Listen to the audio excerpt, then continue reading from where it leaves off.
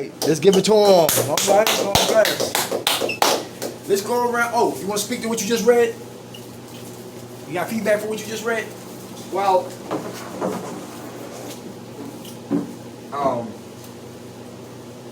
when I was still in my active addiction, I used to hear people say in meetings, sometimes God gives you something you need to see or hear.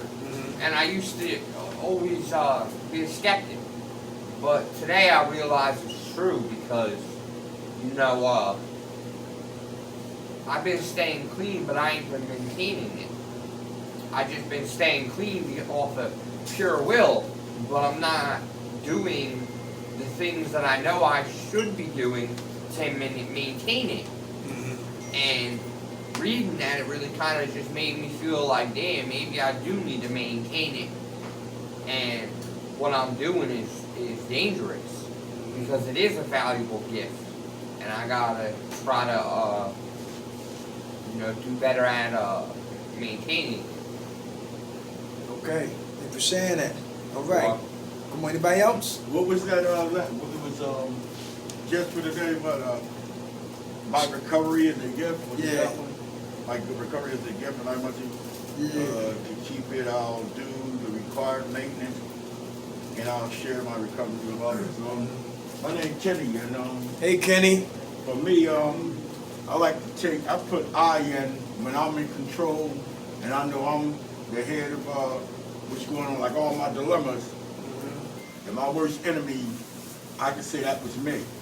You know, all my every time I had a conflict, or I would say a negative conversation, like me and this brother start arguing right now, I'll use the I on me because I'm responsible, because with the knowledge of, I'm saying this, basically with my recovery, and taking responsibility for my own, at one time it was relapse, but today it's volunteer. Because I already knew right from wrong. I knew where to take me, but I said, I'm going to try to do it a different way this time. I'm going to try to do it once a week, so I volunteered for this because I knew it was coming. But anyway, I'm responsible for everything that happens other than what's happening now.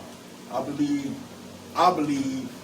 my God is leading me, because of things that's been happening in my life, where if I was in charge of it, ugly things would have happened where I could have been in the graveyard, or I could have been in a prison, or one of the other hospitals. But however, when God is in control, things happen different. And then you scratch your head and say, like, wow, why can't I get angry enough to just, do what I'm used to doing? I don't know no other way of dealing with people. But then, however, there is a God, man, and my recovery today and what I'm doing today, He's driving. I'm not even driving. It's just I try to feed my spiritual man as much as I feed this. And I said it before, you have two dogs. You feed one, you keep the other one caged up for the week. When you let them fight, you already know which one's going to win, the one you fed the most. I try less of feeding this feeding this flesh, feeding that spiritual man, where when the situations do arise like they will, that I can let the God in me, or that's present with me, take control and allow me to see, like, but I implore everybody, to let God, try it anyway, because it's working for me, man. I never seen myself doing what I'm doing today and having certain things, man. It's not no great I am thing with me. It's a little I am and a big God, the big great I am just guide me. I don't want to hold anybody hostage, but I'm kind of happy and joyful, so, let somebody else. How much time you got clean, Kenny? I don't even believe in that That's right. You know what? This house keeping, I know though, God is keeping me clean. So when I get it, when He give me the opportunity to do this solely, not that He won't be present, when I'm outside of a facility that want to take your urine, when I'm outside of a facility where there's a lot of people watching, that's what I count. When ain't nobody watching, that's what I count. And anything ain't for everybody, but I just got to that. That's all. Okay, my man. God bless. Just saying. Anybody else? Recovery is a beautiful gift. Yes, we do. All right. I thank God. Oh, come on. What's your name? Yeah, I'm Mike. Hey, Mike. Hey, I mean, for me at least, my recovery is a gift from God, no doubt. Like, the fact I'm still alive is, in fact,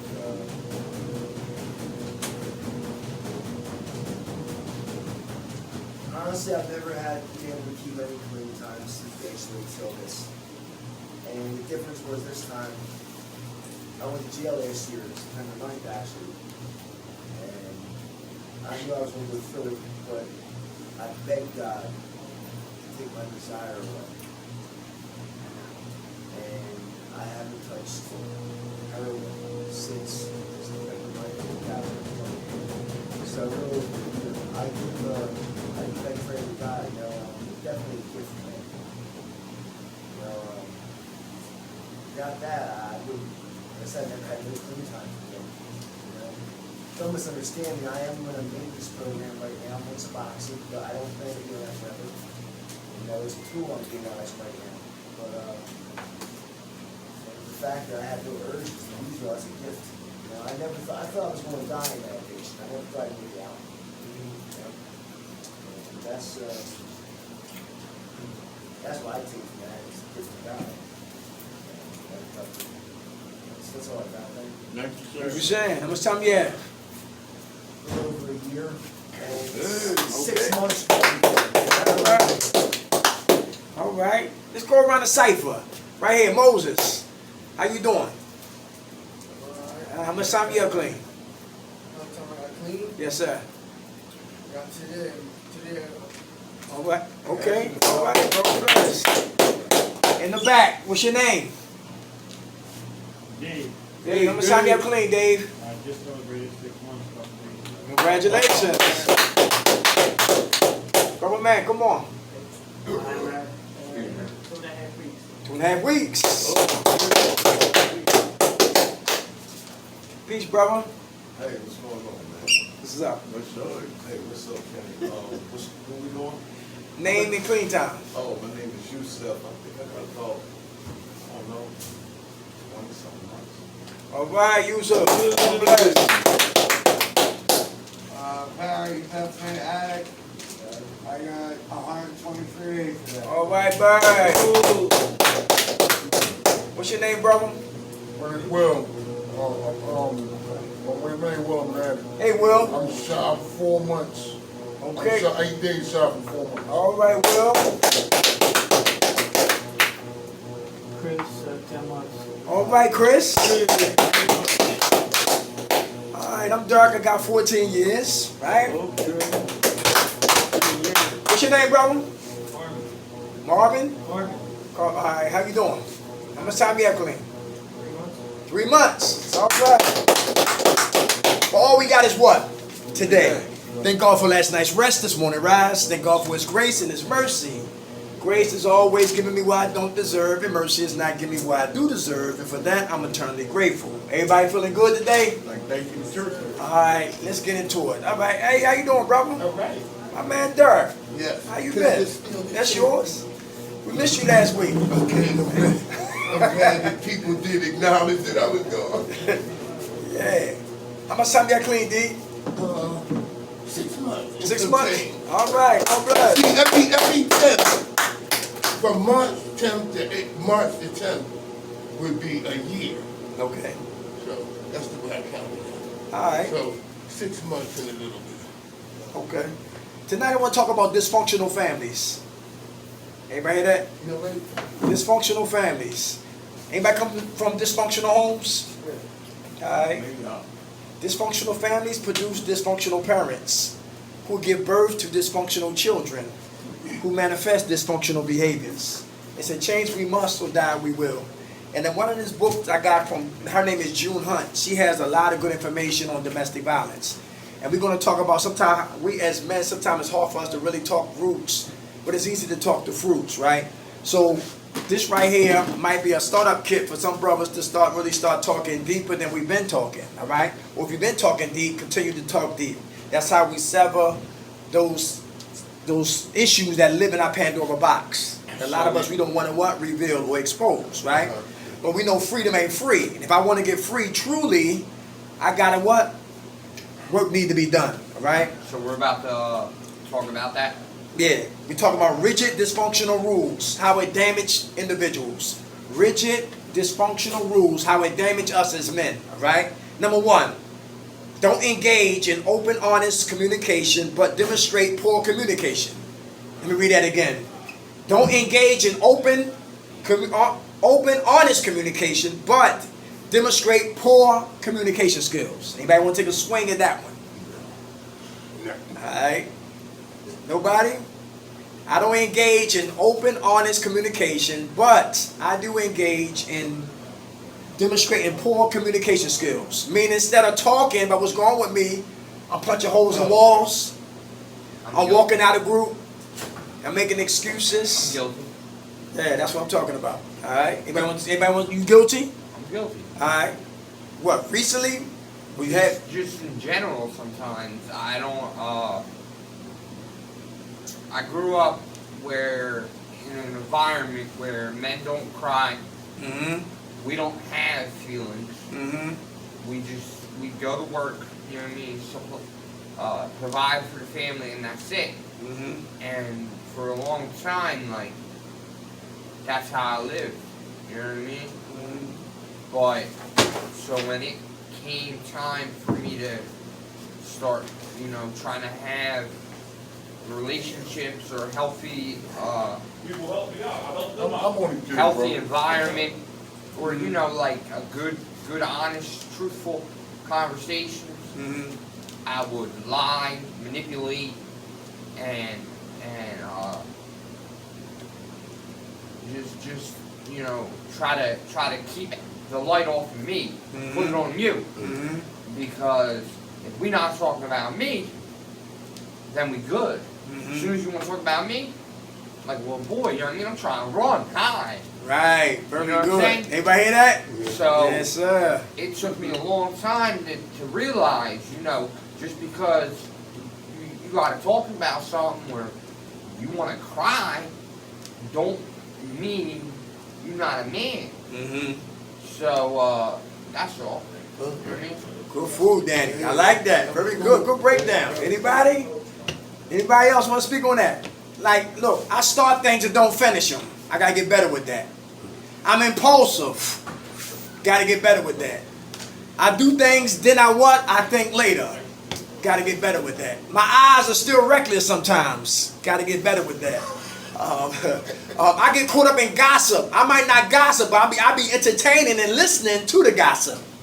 Got to get better with that. I still got control issues. I want things to go my way. And when they don't, I get upset and I get frustrated. That's human, right? But I got to get better with that. These some things that I really would never address or talk about me. I talk fast. I got to learn to slow it down. Got to get better with that, right? So I would, like Danny said, whenever it was time, whenever it was on me, the needle was on me, time for me to play my record, listen, I turn the volume all the way down. Right? I turn the volume down. But if it's on you and others and other things and situations in the game, whatever like that, the volume goes back up. But the volume always go down when it talks about what? My inadequacies, my kryptonite, my Pandora box, my secrets, my fears, my inadequacies. The volume will go down. But the volume will go up on you. For those who just came in the room, we talking about dysfunctional what? Families. And coming from dysfunctional homes, how it affects us as men. Number one, don't engage in open, honest communication, but demonstrate poor communication skills. That's number one. Like fighting. Anybody watch the news? Broad daylight, broad and irony. Car circle the block, come back around the block, and shoot 6 guys. And one dies. One dies. Right? Some people think it's like it's corny to talk out your conflict problems. To get some solutions for the conflict instead of what? Murder. I'm 50. We grew up with your hands. And if you beat my ass, I still shake your hand and look you in your eyes and say, fair one, you got me. No resentments, no revenge, not coming to see you later. It's done. That's how I was raised. But the days are totally different. Totally different, right? Totally different. How about number 2, y'all? Don't develop meaningful relationships, but deal with codependent relationships. Anybody? Don't develop meaningful relationships. But we deal with what? Codependent relationships. Anybody? I can deal with that. Come on, we're listening. Okay, in my addiction, Yes, sir. I dealt with women that was just like me. Okay.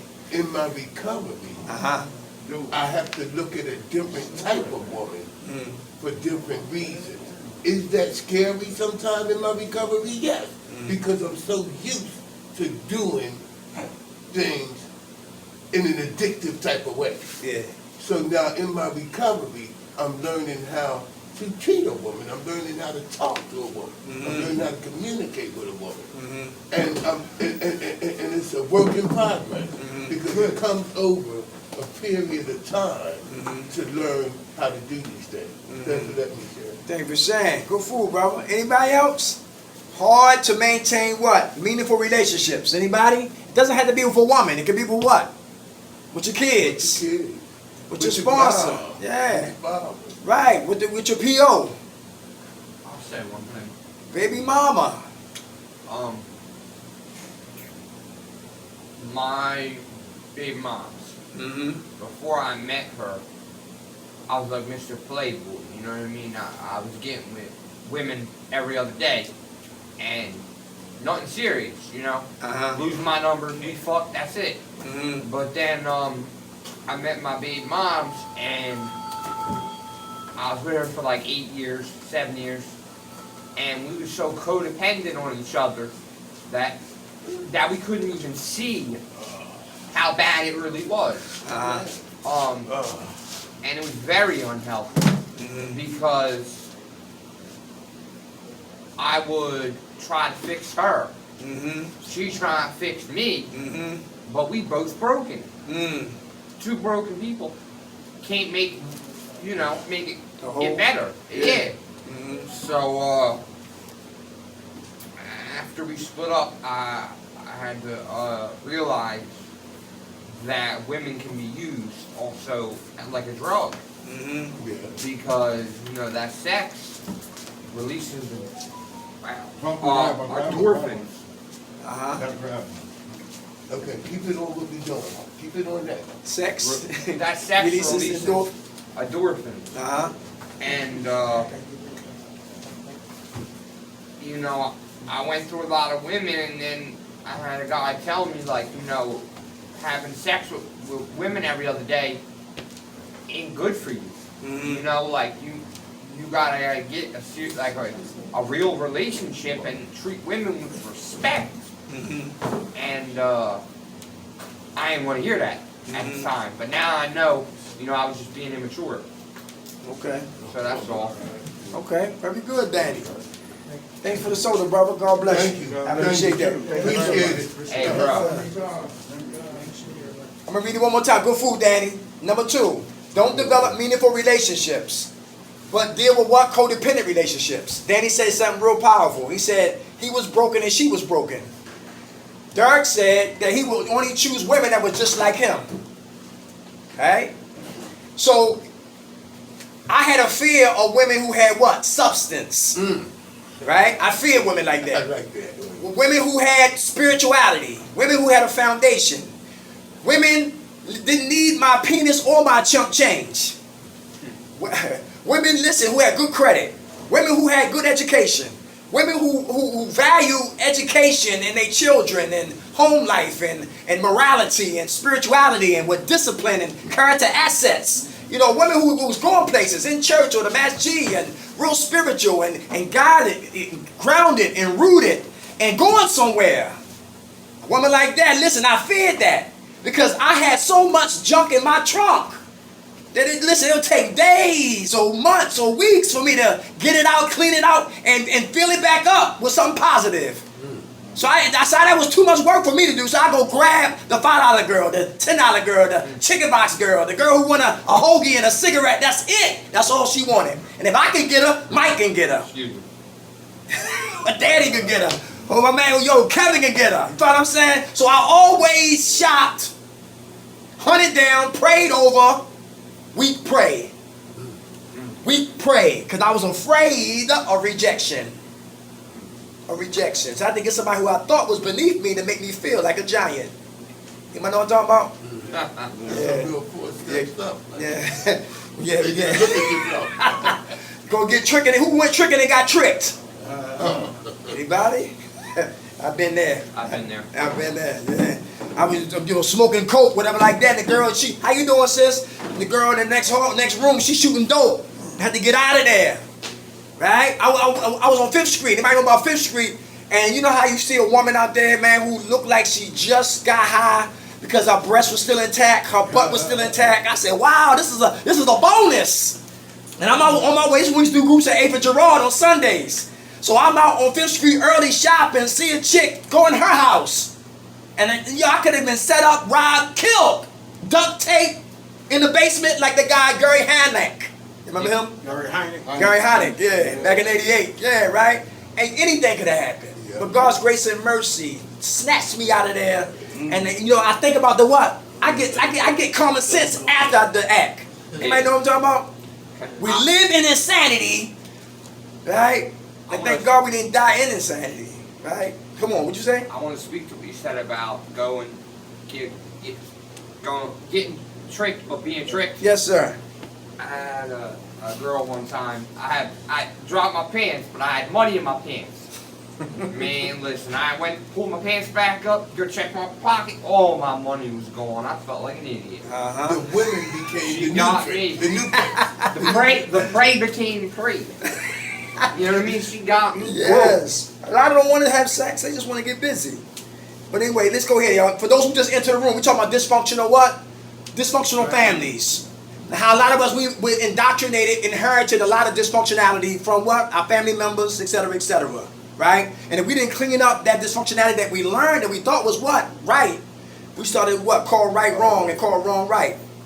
Number 3, don't express personal feelings or opinions but lack self-awareness. Let me read that again. Okay. Don't express personal feelings or opinions but lack self-awareness. Anybody want to take a swing at that bitch? I will. Come on, Dirk, let's go.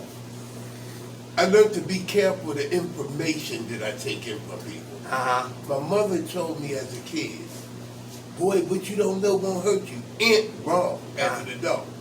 What you don't know can hurt you. Uh-huh. Because there's some information that somebody could give you that you didn't know. Mm-hmm. Now, what you don't know can't hurt you when it comes to minding people's business. Come on. Then what you don't know can't hurt you. Okay. But in a case as far as getting information to help you, what you don't know can hurt you. So we have to be careful of the information that we take in and how we perceive the information. Thanks for letting me put that out. Thank you for saying. Good food. Who here, your hand feel like what? Feel like cement or like iron. To put your hand up and say, I feel like getting high. That was heavy for me. That was hard for me to say, I feel like getting high. Everybody hear that? Yeah. But it's easy to talk about the Eagles on Sunday. Or where you gonna get your hair cut at. You know what I'm saying? Or what club we gonna go to. Right? Or who got robbed or whatever like that. We can talk that no problem. But to say I feel like getting high, it was heavy to say that. To let another man know that guess what? Yo, kryptonite is showing up again in my life. So it's hard for me to express my feelings and opinions about getting high. This ain't the Sheraton. This ain't the Waldorf Astoria. This ain't a retreat. Hear what I'm saying? You don't get comfortable in here. I realized that too, the hard way. Right. God always had people in my life in recovery programs. I was the 8 of them who I didn't like and who didn't like me. And God said, "Good, stay there."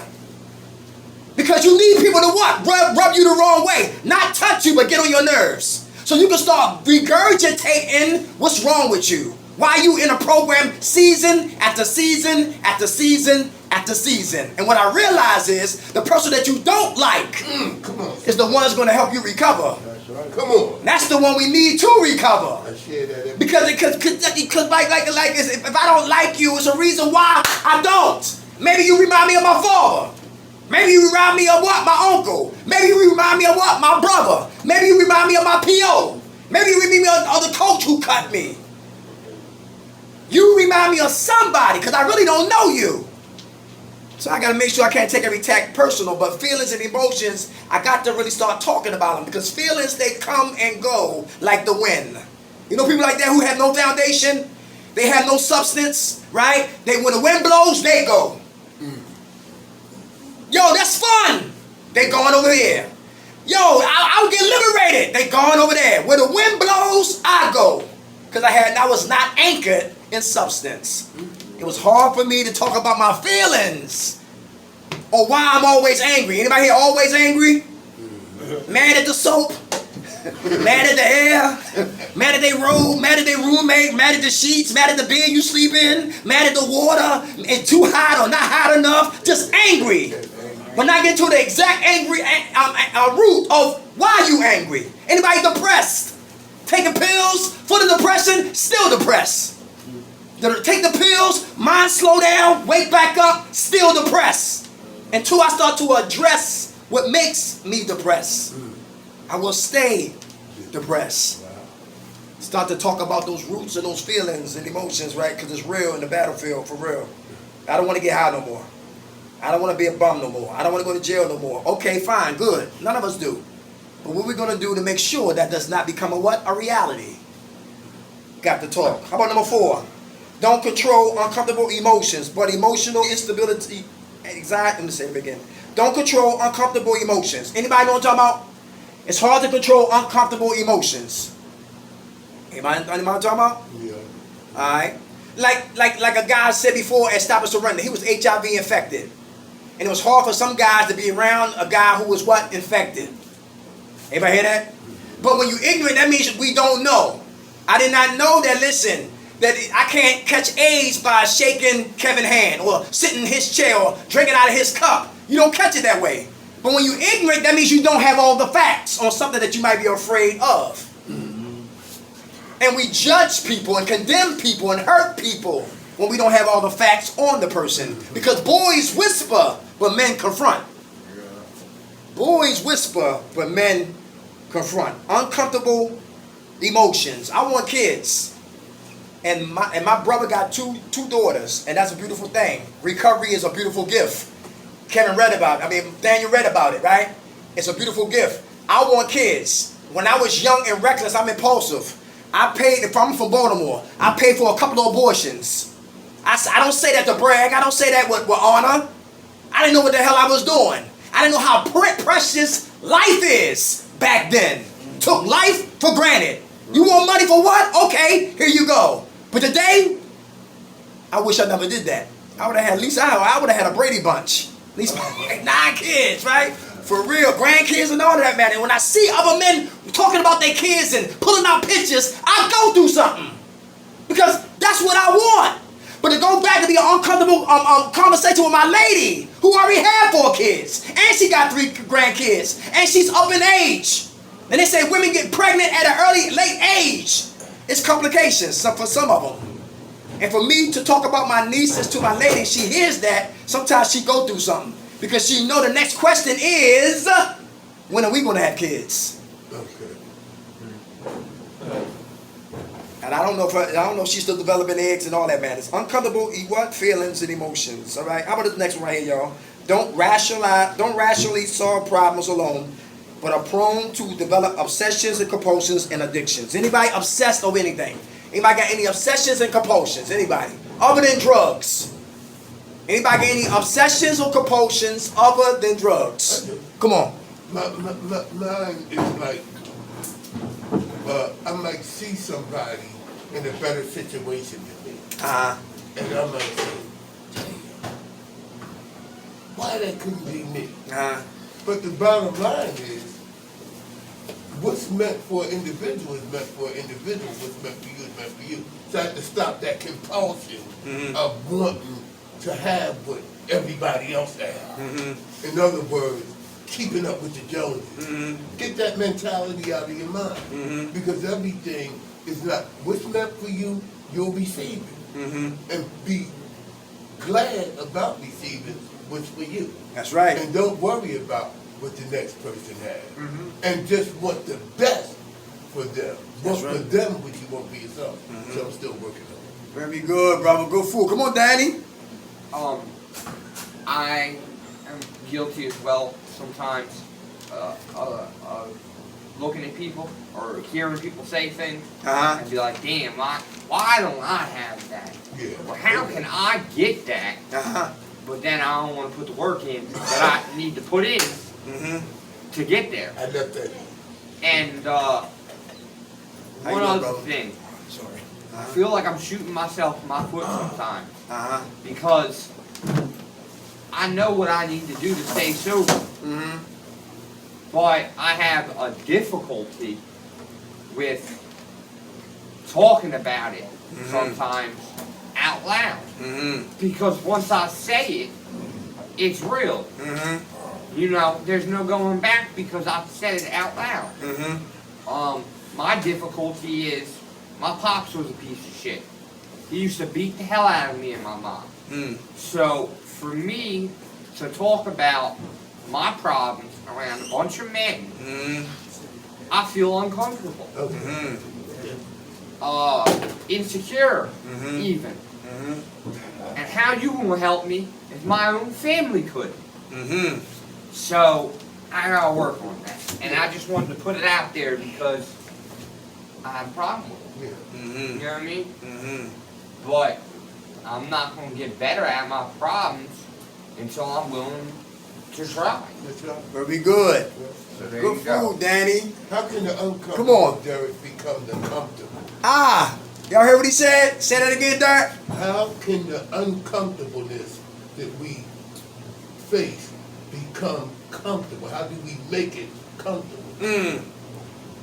I make it comfortable because when things is uncomfortable for me, maybe that's where I need to be. Uh-huh. Because now I'm in a learning process Yes, sir. of what's making me uncomfortable. That's right. So that's how the uncomfortable can become the comfortable. For me. That's just for me. Uh-huh.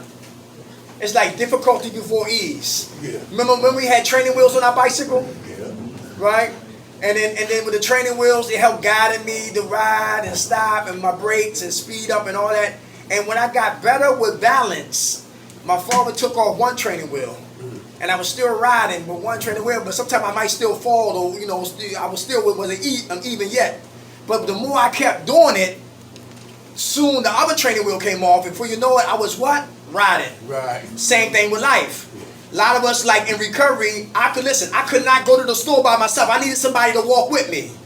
I couldn't keep lighters in my house for 4 months. You hear what I'm saying? I didn't like going to the local bodega because I seen Chewy Boy and I always seen rose and glass stems. I had to stay